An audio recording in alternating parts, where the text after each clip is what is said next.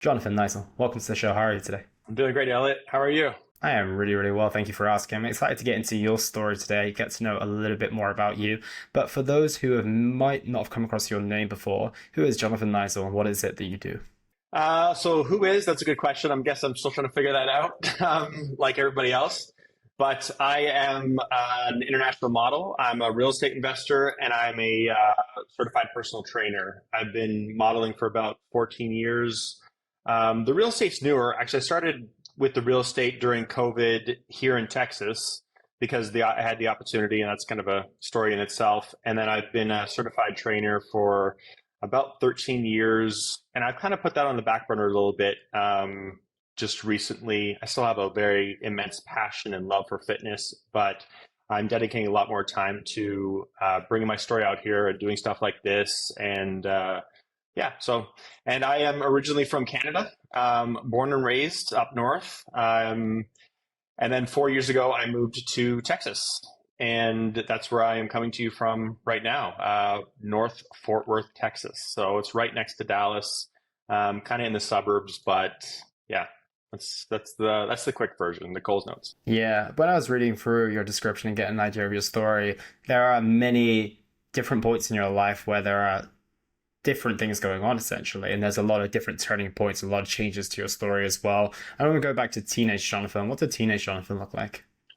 He was obsessed with athletics. He was very family oriented, but definitely obsessed with sports, skateboarding. But being from Canada, ice hockey.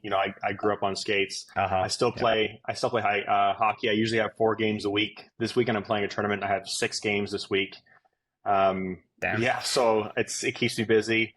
Um, yeah, he was a good kid. I mean, I was just a very like I said, I mentioned I grew up on a farm outside of Toronto, 500-acre cattle farm, and there was lots of work to be done on the cattle farm, and I learned a lot of lessons growing up at a farm about responsibility and hard work, and the fact that these animals rely on you. There's no days off. I mean, if you don't feel like getting Yeah. up and you're just like tucked in bed, I mean, it's not an option. You have to go out there. It doesn't matter if it's minus 40 degrees, whatever, so that kind of thing. And I always like to mention that we raised beef cattle, but it wasn't like a beef processing farm. We raised purebred show cattle. So we would do like the show circuit. So these were more like pets than they were, just going through and like running them out for beef. So these are very like well taken care of animals, and it was Looked after. pretty wonderful. But yeah, I would say that's me.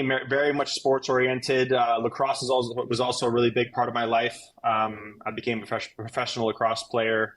But yeah, teenage Jonathan was just a good kid. Getting in a little bit of trouble, but nothing maliciously. Just kind of, I was probably a little bit too focused on thinking about sports, and then later in my teenage years, thinking about girls and stuff like that. So yeah. Which sounds like a pretty normal and pretty happy and kind of fulfilling teenage years. And now I'm Totally. interested to transition in the few days leading up to your 21st birthday, where I know a lot of things did change in a real, real impactful way. Can you share the story about the lead up to those days? Yeah, so it's you're absolutely right. I mean, things just completely just flipped a switch. Just absolutely, just my whole life changed as I knew it. So the day before my 21st birthday, I was getting ready to celebrate my birthday with my mom, and I had just moved out from the farm. I came back from college, spent a year at home at the farm with her, and then I moved out to get my first big boy, my first adult job, which was selling Mm-hmm. cars at a Ford dealership. And I just moved out, and I remember I had the morning off, and I got a call from our home number, and I thought I was just like, calling to make plans and to plan, my 21st birthday celebration, or whatever. And then it wasn't. It was a call that was letting me know that my mother had died very suddenly and very unexpectedly, and that rocked my world, as you can imagine. I mean, Yeah, of completely course. rocked my world. Like I said, I'm a very family oriented person. My mom was my best friend, my biggest supporter. I was her favorite child. She wasn't very, I mean, I'm the youngest of four, and she wasn't very good at Me too. hiding it. Yeah, are you? Yeah, no, it is. Oh yeah, I mean, dude, we got away with anything. It was just like I could do no wrong. But it just shook my whole world. I remember thinking. I remember so like I said, it was the morning when I found out, and I had to be here or there and head back and go and do all the things you have to do after somebody passes away. And I remember looking around and I remember just wondering, like, how are people still going about their day? How is McDonald's still open?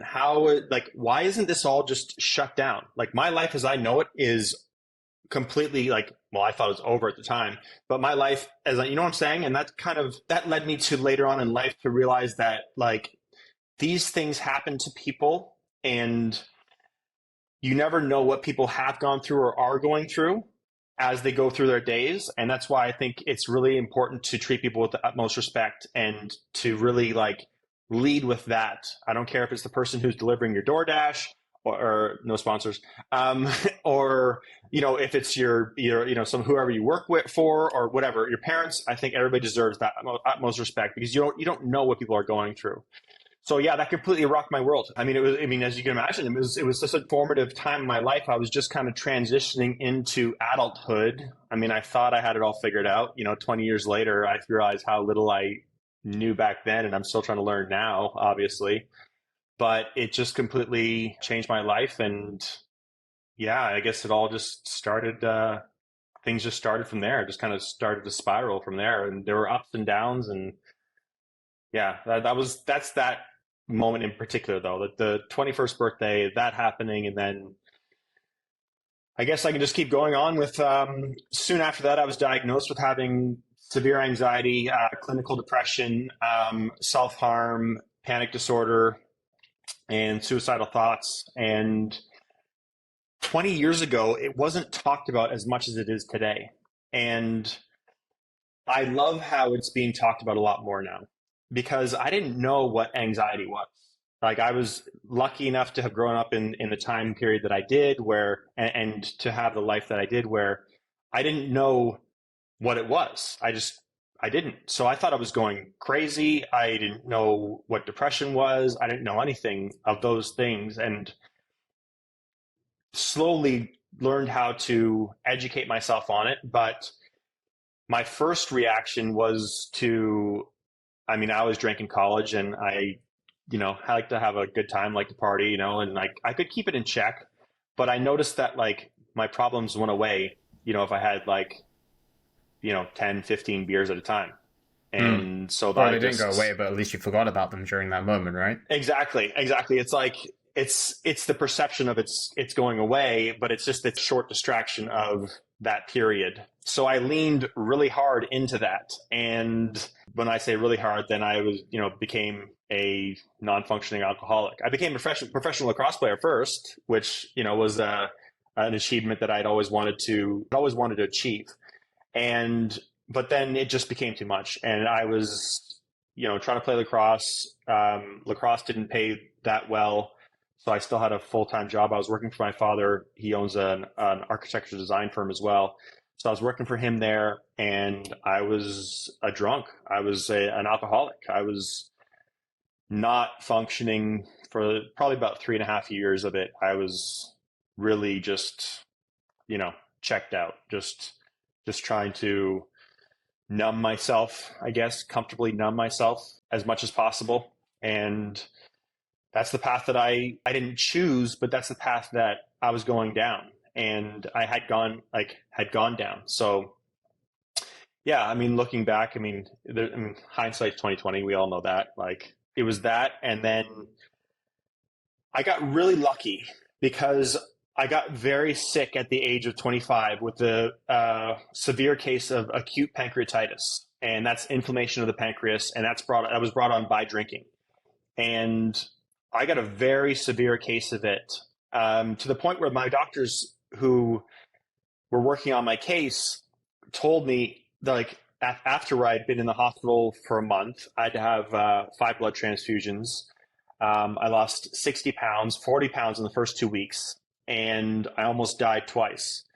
And my doctors were like, okay, this is the kind of severity of pancreatitis we see in somebody who's, 70 years old and, has been drinking for 50 years. Like we don't know if you can have one drink or we don't know if you can have, and by that point I was like, listen, I don't want to have any drinks. What I just went through, laying in bed those nights alone, you're 25, you think you're invincible, you think, the whole world, whatever. And that was like such a wake up call for me with regards to drinking. And I was like, I said that I do not want to test that and ever be in this situation again. So I haven't drank since. That was 16 and a half years ago.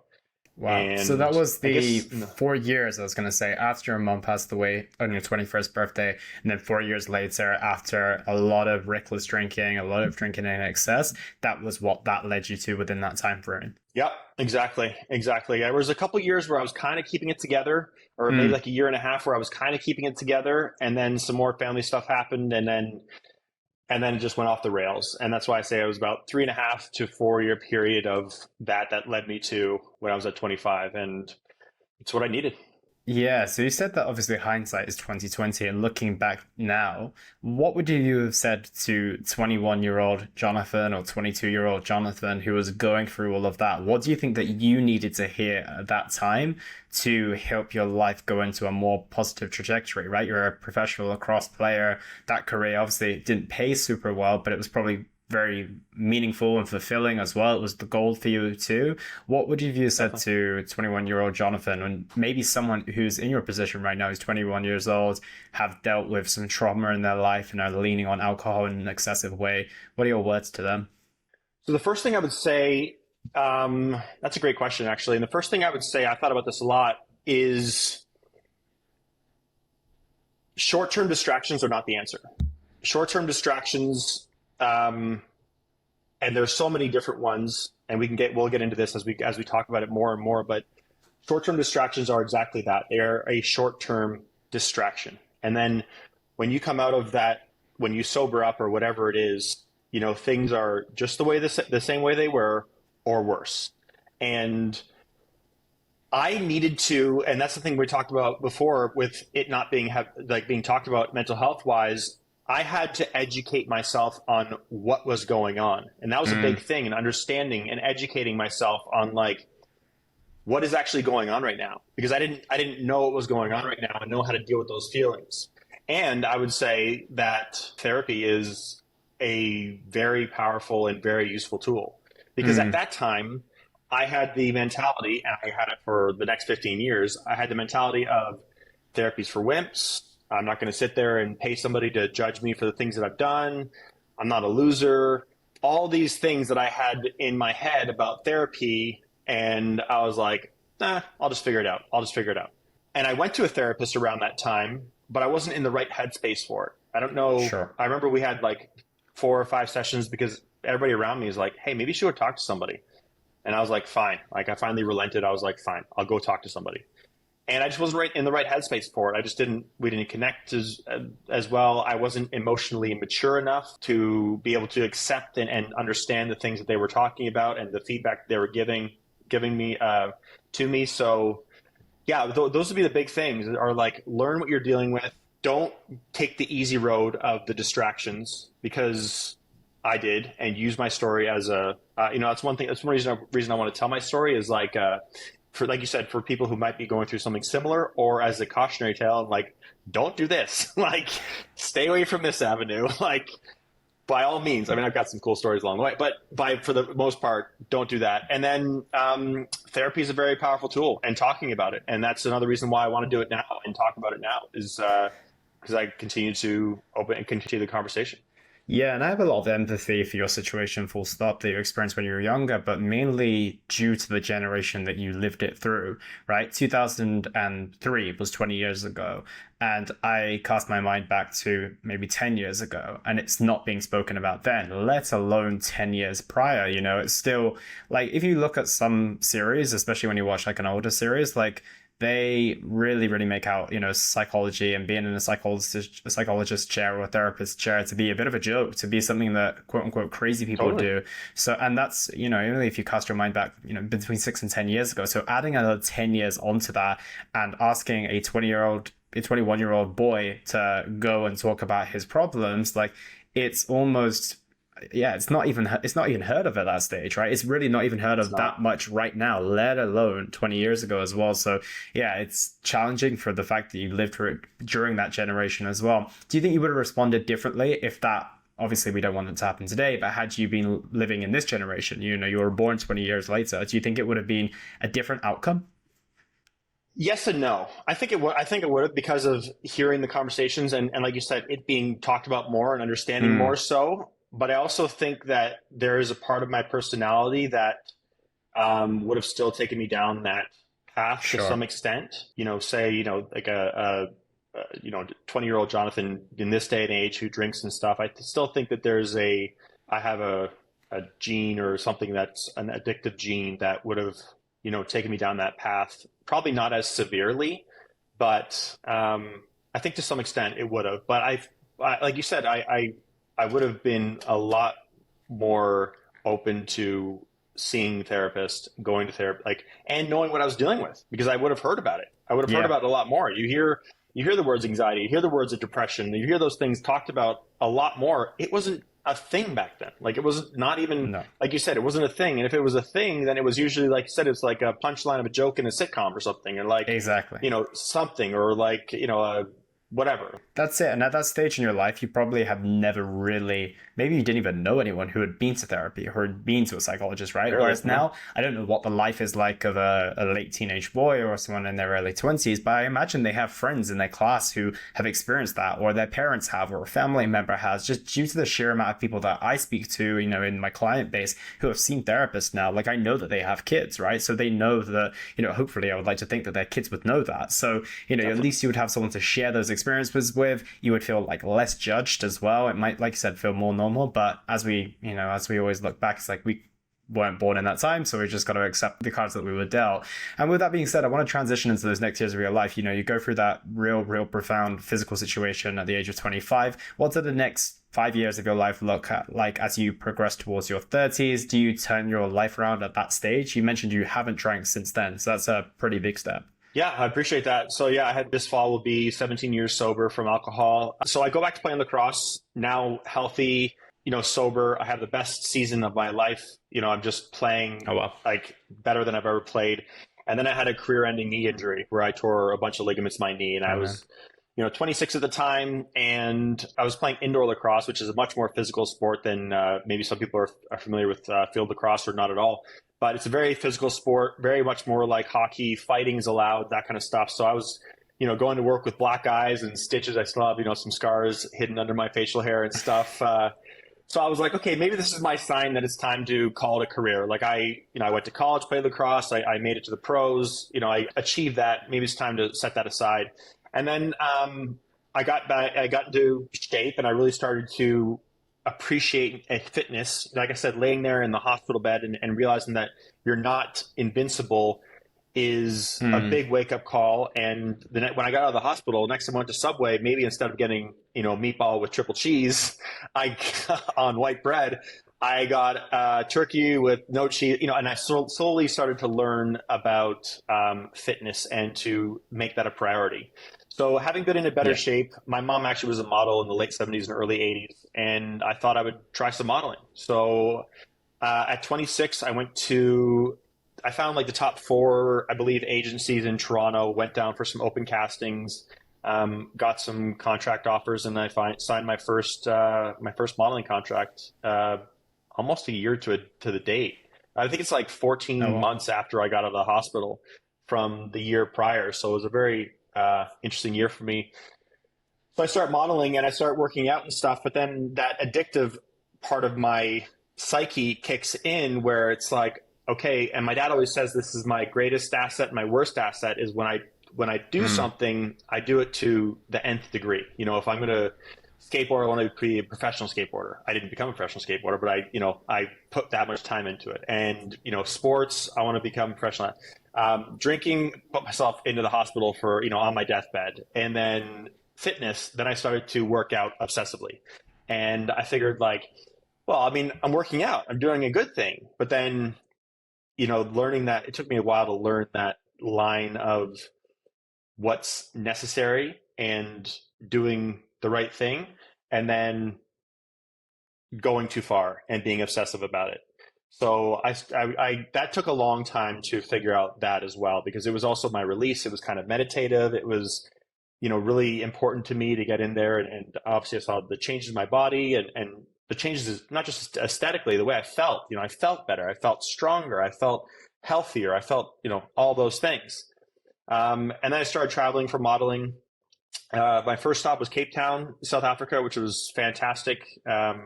Spent about 6 months there, and then my second stop was Miami, actually, and that was another one.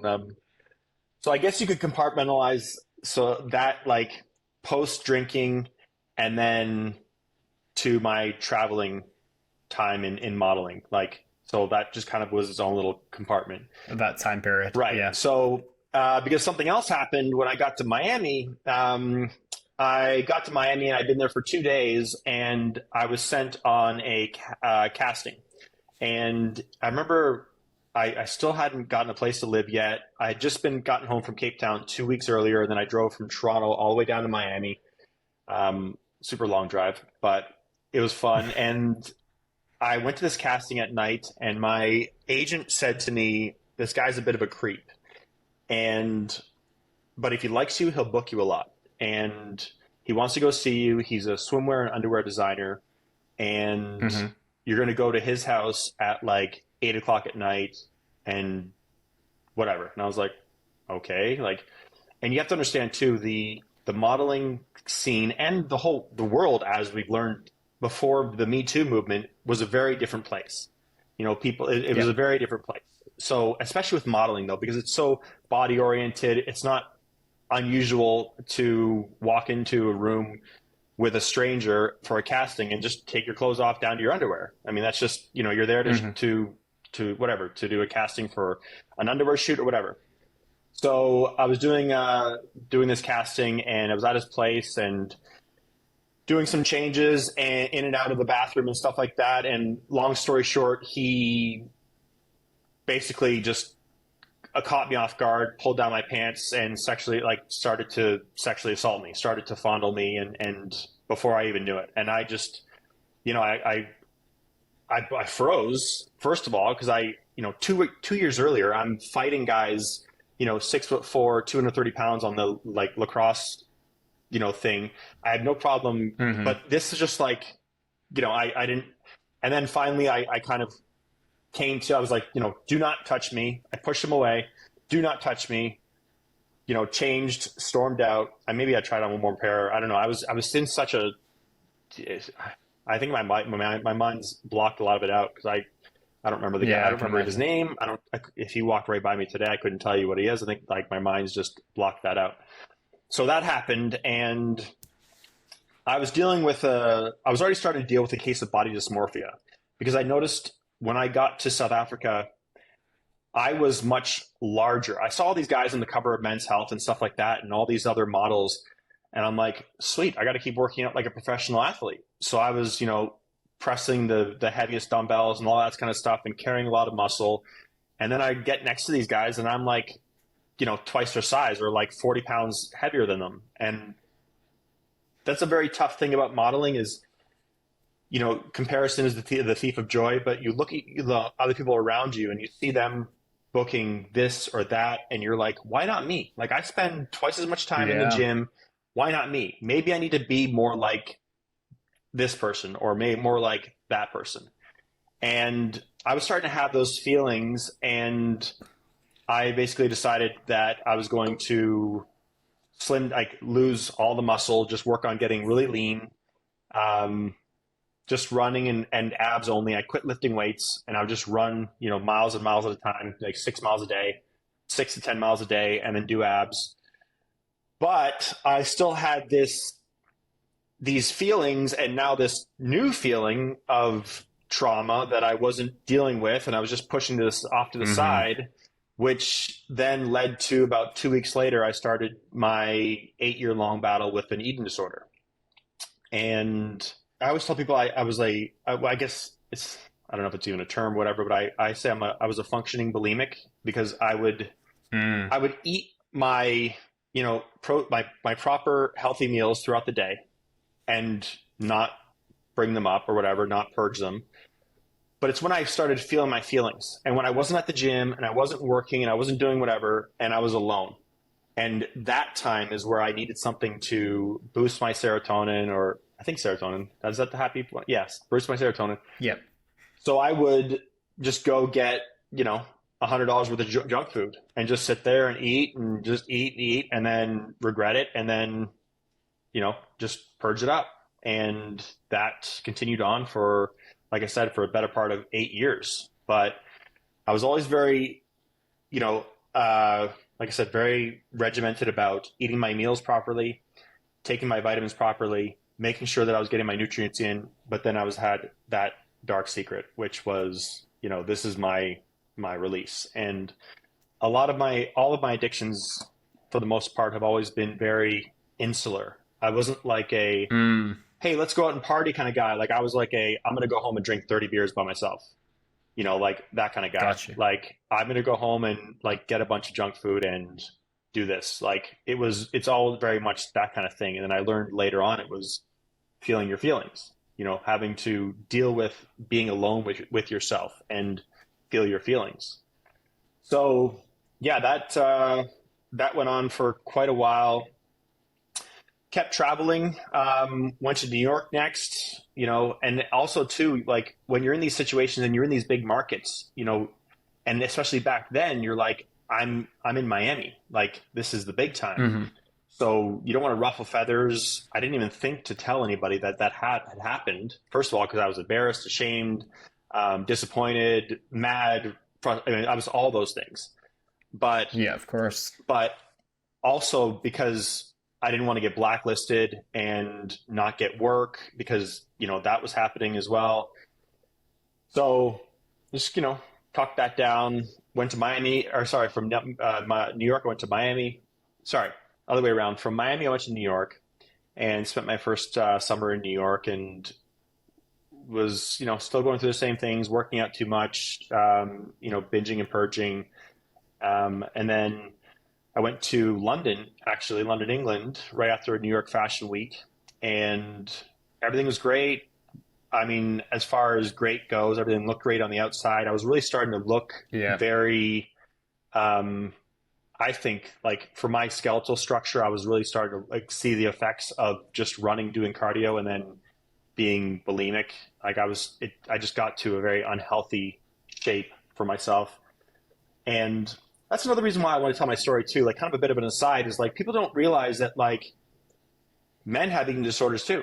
And these addictions and these afflictions, they don't choose by gender, they don't choose by tax bracket, they don't choose by race, they don't choose by, any of these things. They can affect everybody and anybody. And, that goes more to the Yeah. point of like, what you see on the surface is not, there's a lot more. Just don't judge a book by its cover. So Exactly, because I think that, had someone seen, I know Instagram probably wasn't what it was when you were back doing that, but if someone sees your Instagram profile, they're like, hey, Jonathan's traveling from South Africa to Miami to New York. He's now in London. He's getting booked by all of these places. He's living the dream, and totally. that's what people are thinking. He's got the dream physique. He's got everything going on. But deep down behind the curtain, you're struggling with it's probably still grieving the loss of your mother. You probably Totally. didn't really fully deal with that. You're kind of mourning the loss of your professional lacrosse career, and then you're transitioning into this world where you've just been sexually assaulted. And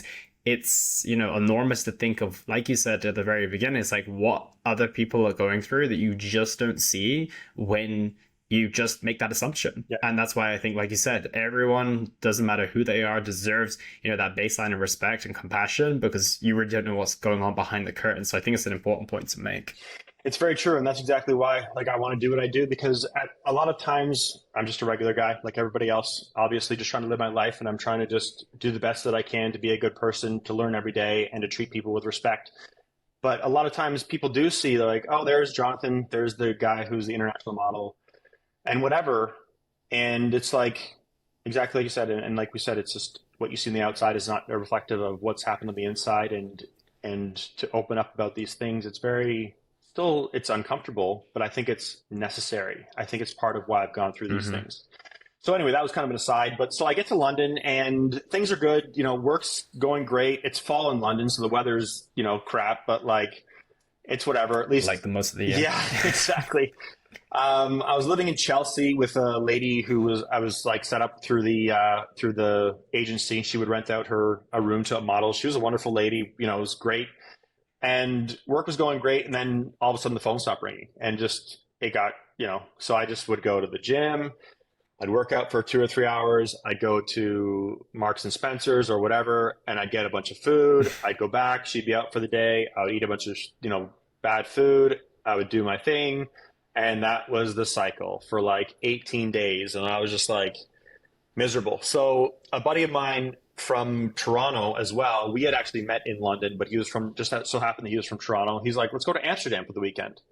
And I'm like, cool, let's get out of here. Like, yeah, let's. It's cheap, let's see something. I'm tired of seeing, Hmm. rainy London and just sitting here and watching Top Gear reruns like constantly. So we went to Amsterdam, and of course, when you're in Amsterdam, you got to smoke. You got to that was kind of my mentality. I had been completely sober, so I'd smoked weed in college a bit, but I'd given it up when I was drinking because I found that when I was drinking and I was in that like happy drunk place, if somebody passed me some weed, it would automatically it would put me over the top where I'd get the spins and I'd feel nauseous, and so I was like, drinking is more important to me than weed is. I'm going to cut that out. So when I went through Mm. pancreatitis and went through that, I was like, okay, I'm going to be sober now. I'm going to like not just go right back to smoking weed, even though I went to fitness and then went to eating.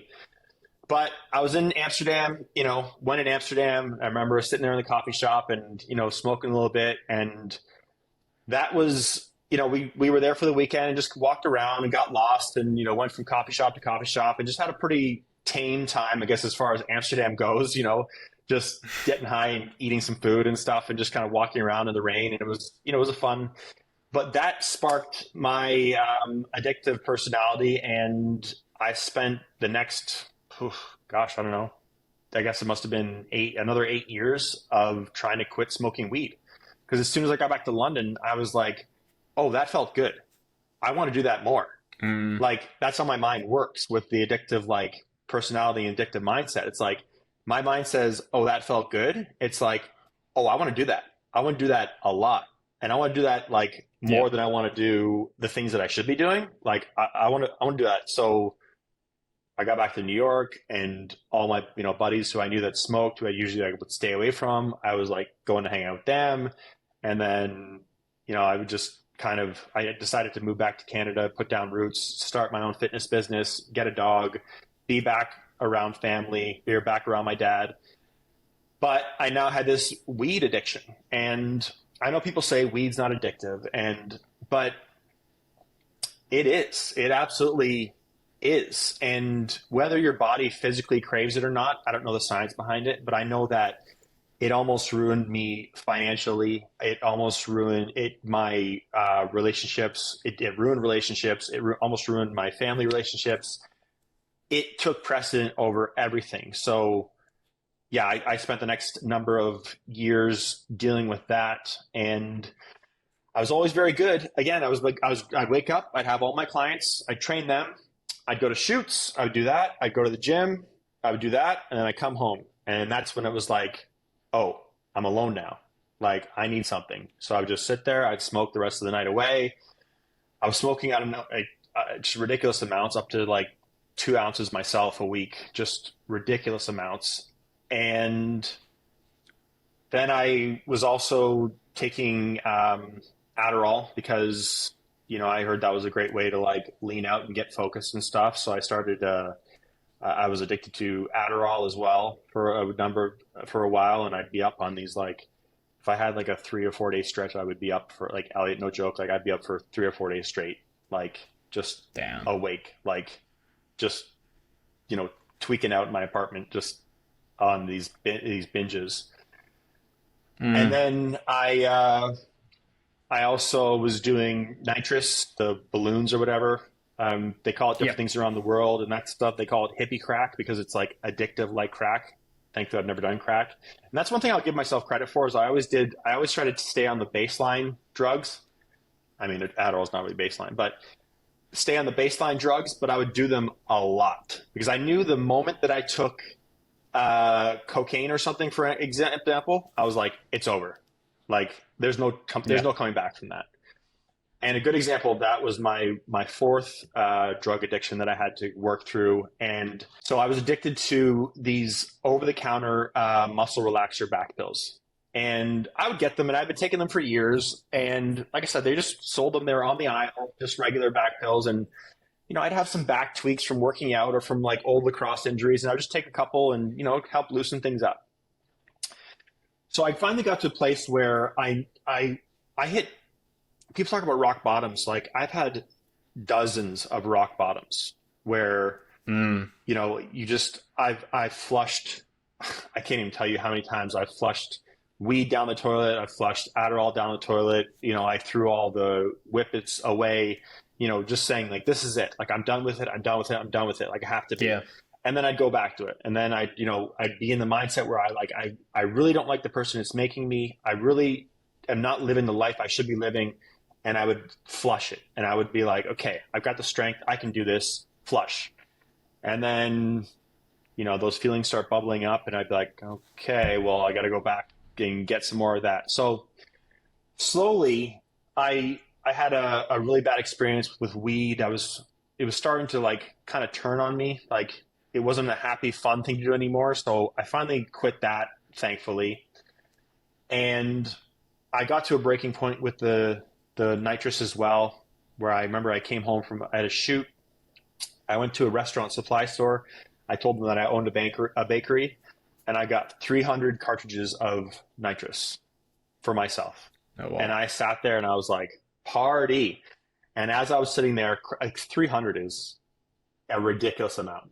And as I was sitting there, I was getting more and more depressed. And I broke down. I was sobbing. I got like three-quarters of the way through them.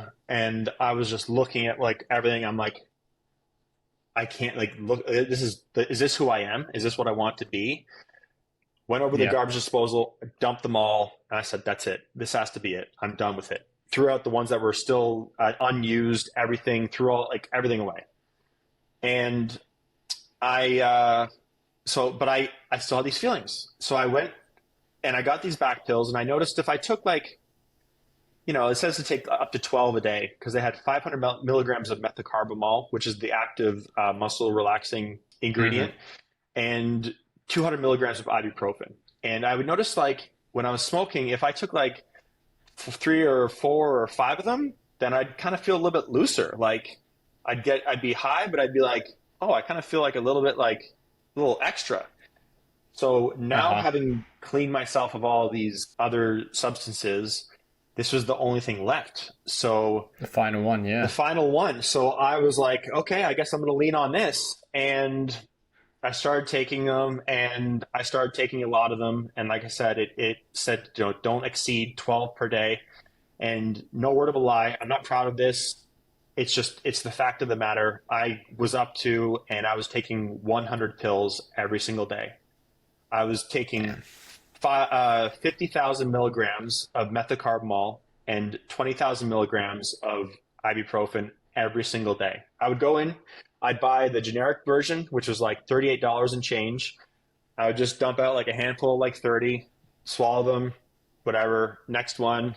And every single day I would repeat that. And I would like, first of all, it's incredible what our bodies are able to take tolerance wise, because if I just went and did that today, I would, but I slowly worked myself up to, and I think it was like 4 to 6 months of living this, this lifestyle of now same thing. I'd go and train my clients. I'd go to shoots. I'd go to the gym, and then I would go get my back pills. And I started to notice that I was very lethargic, and I would go to the gym and I would lay back and do bench press, and I had no strength, and I was losing weight, and I would sit up and I'd get very lightheaded, and I started having fainting spells. Thankfully, in my apartment, and my anxiety was through the roof because I'm having these fainting spells, and I'm thinking I'm going to be driving one day and I'm going to faint and take out somebody Mm-hmm. else. So I'm just like, everything's going through the roof. I remember I was doing a shoot where we had to get on and off of the hood of a truck. We were shooting. It was actually a cover of a romance novel. I've done quite a few of those, but we were shooting on the hood of a truck. And every time I got off the truck, I was like, I'm about to pass out. Like, I'm going to cause a scene and pass out. So that night I went home and I was like, it has to be these pills. I thought like I was just feeling the effects of the pills from the night before. So I didn't get the pills that night. The next morning I woke up, I had another shoot to go to. 6 o'clock in the morning, I'm brushing my teeth and my knees are giving out. Like my body couldn't physically hold my weight. So I called my agency and I said, I can't go to the shoot. I'm going to the emergency room. I went straight to the emergency room. I had major internal bleeding from an intestinal ulcer from taking all of these Nightmare. pills. And I didn't notice it because I wasn't passing blood. I wasn't vomiting blood. I wasn't urinating. Like there was no blood like showing, but but I was, like I said, I was losing weight. My blood levels, my red blood cell count was super low. And they're like, yeah, you are in a really bad way. And Yeah. that was the last time that I took those pills. And I came out of the hospital and I kind of made a bad choice. And I told my agency, like, I need to get healthy. They put me on iron supplements, but I basically just cocooned myself. I just put myself in my house and I sat there for 6 months. I didn't model. I trained clients much like sparingly because I said, okay, I need to sit there and like get healthy and like let my blood cell count. But my mental health went to like, pardon my language, but it went to shit. Like absolutely, because I was now flooded with these 15 years of these traumas that I've been so nicely putting in little compartments and dealing with, and all these distractions that I had, they all came flooding in, and I'm alone, and I'm sober for the first time in my life, but I'm also sick at the same time, and Mm-hmm. that's when I said, I was 35 at the time, and I was like, okay, well, I'm going to fight through this and I have to battle through this. I Obviously, this route that I've been taking and this plan that I've had hasn't worked. So I'm going to now relent and I'm going to therapy. I'm going to talk to somebody. I'm going to take all this money that I've been spending because that was always an excuse. It's too expensive. It's too expensive to go to therapy. It's not too expensive to spend $40 a day on back pills or to, spend $500 on, nitrous or whatever. Like I found money for those things. So I relented and Yeah. I went right to therapy. I found a wonderful therapist who I worked with for about 2 years. In the beginning, I was going there every week, and I started to go every couple weeks. But that was heavy lifting, man. Let me tell you, like it was, Yeah. it was extremely heavy lifting. I had never to that point been a functioning sober adult. I always had something.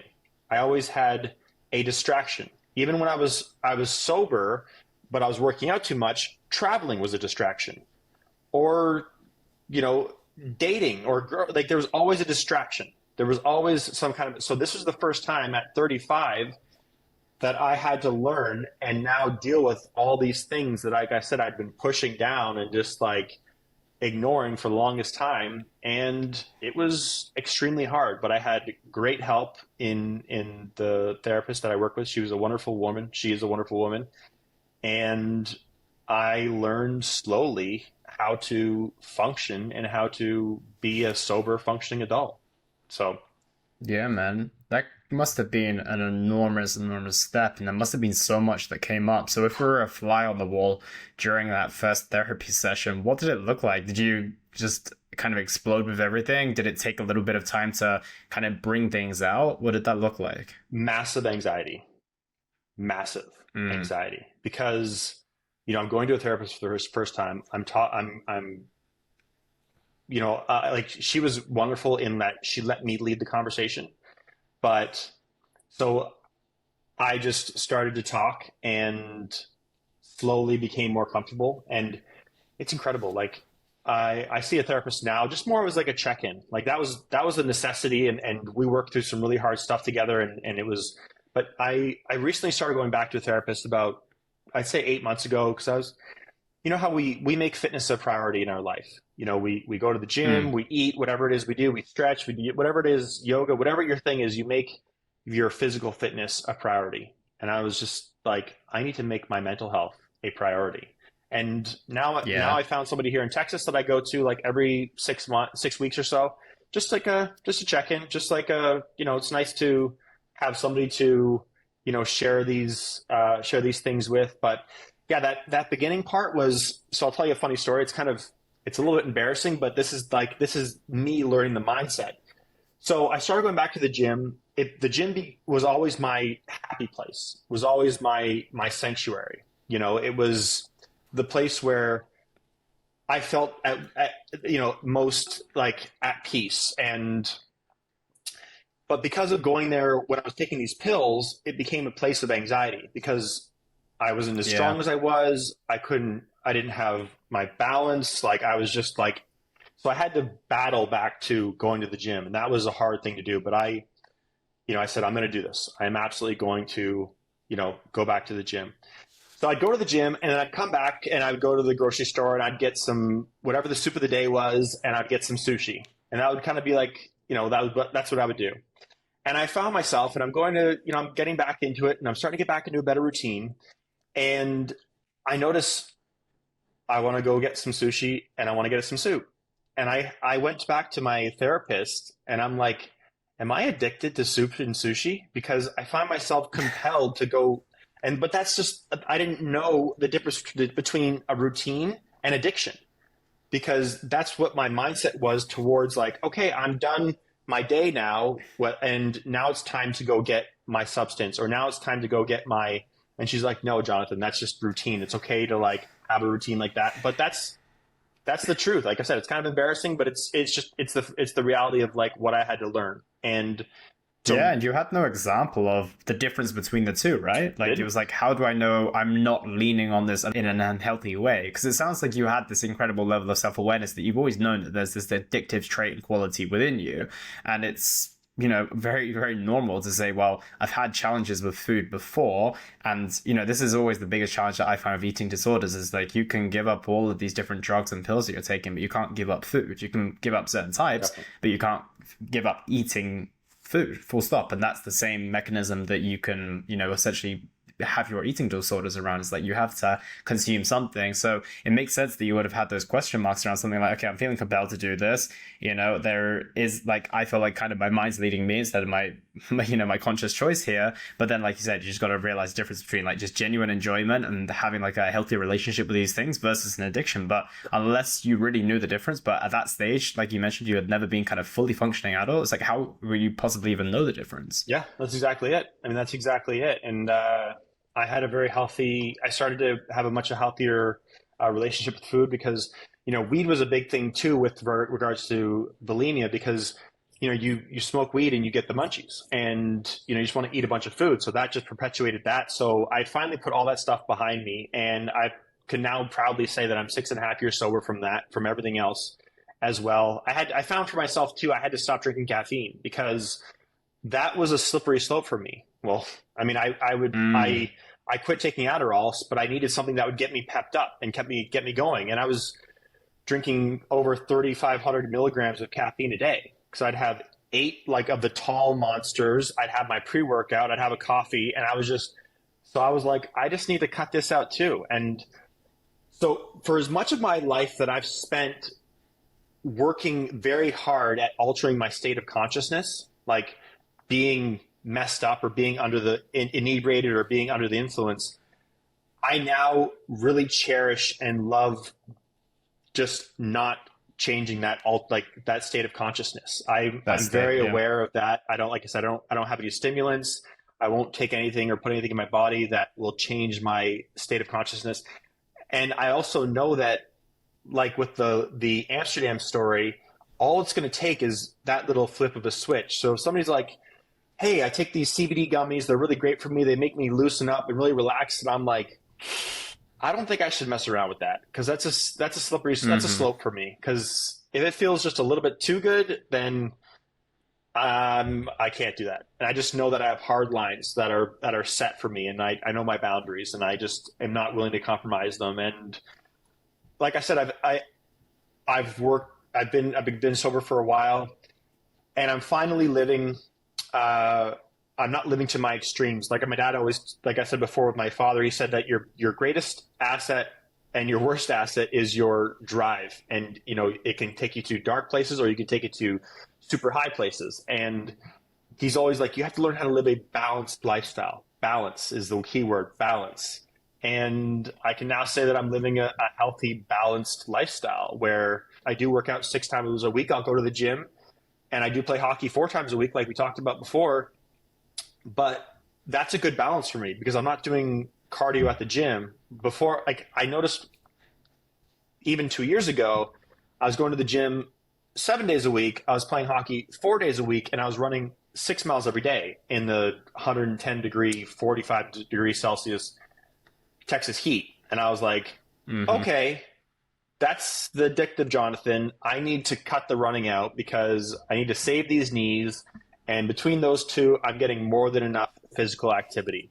So learning that balance and being self-aware to catch myself when I'm starting to slip up or, whatever, like seeing those things. If my body's sore now, I don't take 2 ibuprofen and go to the gym and power through. I'll take a day off. Like I Mm. said to you before, I have a hockey tournament this weekend. I'm going to have, I think, 5 games in 3 days. I'm not going to the gym any one of those days because I've got 5 hockey games in 3 days. So it'll spread itself out. So I've become a lot more self aware For with that, sure. and I've tried to practice that. Do you fear ever falling back into that trap, or do you think that all the work that you've done now will essentially provide that foundation that you never had before and was kind of the reason you kept falling back, right? It's because you had all of this trauma that you hadn't dealt with, and then it just kind of kept compounding on itself with maybe the shame of addiction, the situation that happened with your modeling, the not being good enough, and every single day where you're holding this dark secret is one day extra that you hold this heaviness, this weight on your shoulders, right? Yeah. So it's like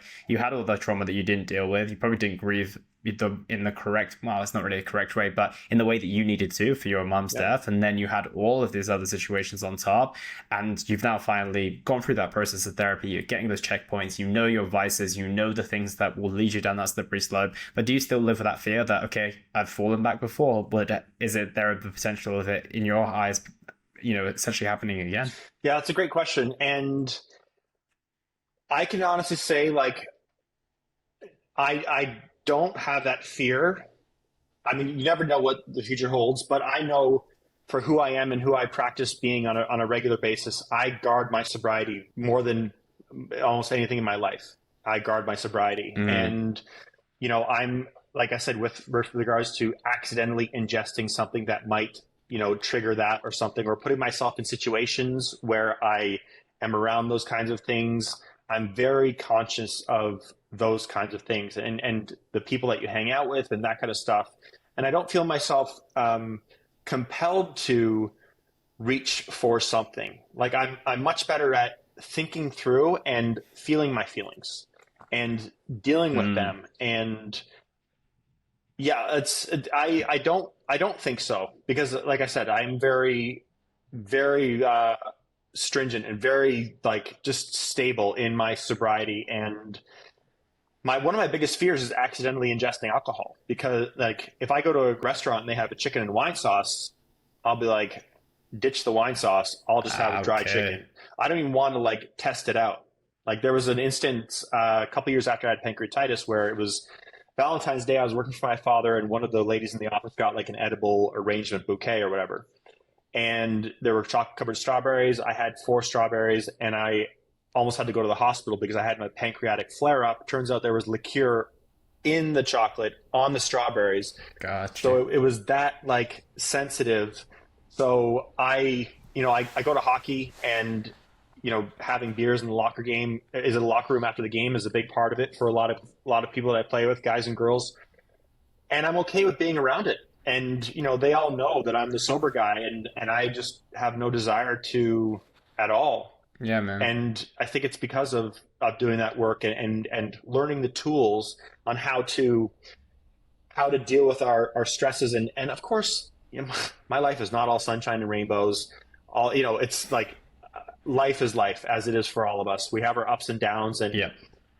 I I really enjoy feeling those ups and downs and having the tools now to navigate those ups and downs, as opposed to just reaching for something as a band-aid or a distractor or whatever. Just having the tools to like really think about and be introspective and like, was I wrong in this situation, or what happened, or whatever. Like just learning those things, Yeah. and accepting things for the way they are, and accepting. A big thing for me is forgiveness, and a big thing that I've learned, and this is kind of a recent thing too, is I forgive myself for the things that I've done and the mistakes that I've made in my life. Like, I was trying to do my best with what I had at the time. And yeah, looking at it now, and if I went back, sure, I would do things a lot differently, but I was just trying to do my best. I also forgive myself for the things that have happened to me that were out of my control, that I feel shame or guilt for, like losing my mom, or like the sexual assault. I forgive myself for that, because those are situations that were brought into me out of my control, and that's okay. Like it's a fact of the matter, and I can say, you know what, I can get through this. I can forgive myself for that. So I think forgiveness has been a really big thing for me, a really big thing in understanding. And you look back at all the things and the person that you were when you knew this person, and understanding that there are dozens or hundreds of people who know you as a person who no longer exists. When I was, I could be such a belligerent drunk sometimes. I burned many bridges and stuff like that, and people maybe they only know me as that kind of person, but that's okay, and I forgive myself for that, because we all go through phases, and I can't go back and change it. I can't change their mind. They've grown. I'm sure they've changed. Whatever. Like forgiveness has been a big part of me sitting here and then being able to now like talk about this stuff. I thought I was going to take these things to my grave. People knew that I was sober from alcohol. People didn't know about the eating disorder. People didn't know about the sexual assault, and people didn't know about the drugs. A couple of close friends knew about the drugs, but nobody knew about the other two.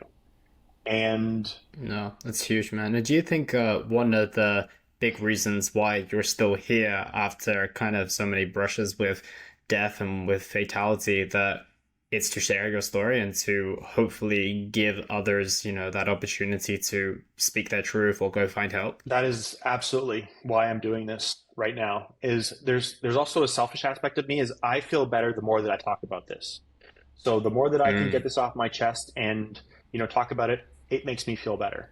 But I think that I have gone through these things and gotten to the where I'm at now, and to have this platform and to now open up, because yes, I'm living a healthy, balanced, happy life, and I can honestly say that. But I think it'd be the wrong thing to do to just keep it to myself, to not share this with other people. And I don't think I'm anything special. I'm just a regular Joe. I've gone through some stuff. Everybody has their story. But for me personally, I think it's important to open up and to share this story, and to share my parts of my story, or to share my story, to help others, or like I said, to help others who are going through the same thing and who feel like they're broken. I remember I always use the analogy of my Jeep. I have a Jeep outside or in my garage. I'm in Texas, so it's 5.5-inch lift. I've got 37-inch tires on it. I've had it for a long time. And there was a time when I was in Canada when it needed some motor work done to it.